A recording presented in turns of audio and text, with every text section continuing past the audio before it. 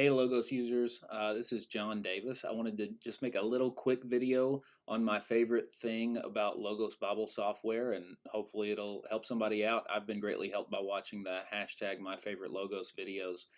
So here it is. I wanted to show you my screen here, and this is just one feature that I'm going to show in this video, which is the text comparison.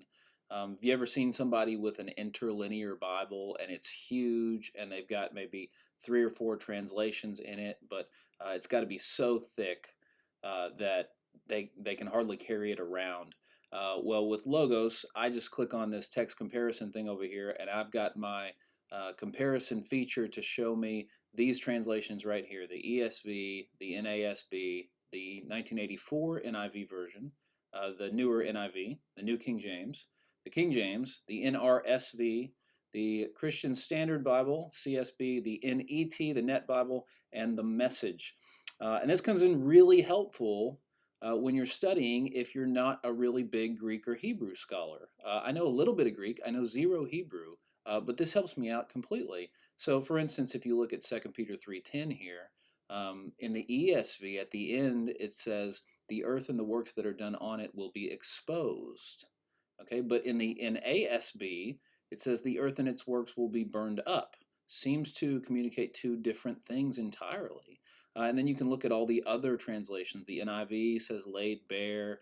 The New King James says burned up. The Christian Standard says disclosed. The Net Bible says laid bare. And then down to the Message, it says the earth and all its works will be exposed to the scrutiny of judgment. And so that's really helpful when you're trying to preach or teach from a passage like that, especially when you know that people in the pews or people in your class are going to have different versions.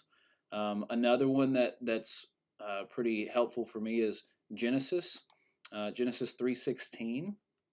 Recently, the ESV made a translation decision on this verse, and at the end of it, it says, when God is cursing Eve after the fall, he says, your desire shall be contrary to your husband, but he shall rule over you. So that's the ESV. The NASB says, your desire will be for your husband, and he will rule over you. So the NASB leaves it a little bit more up to interpretation there. And you can see what all the others say, and you can go on down to the Net Bible. You will want to control your husband, but he will dominate you.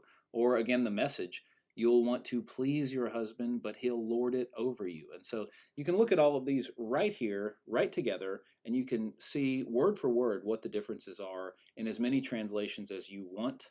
And that's been extremely helpful for me. So thank you, Logos, for providing such awesome Bible software.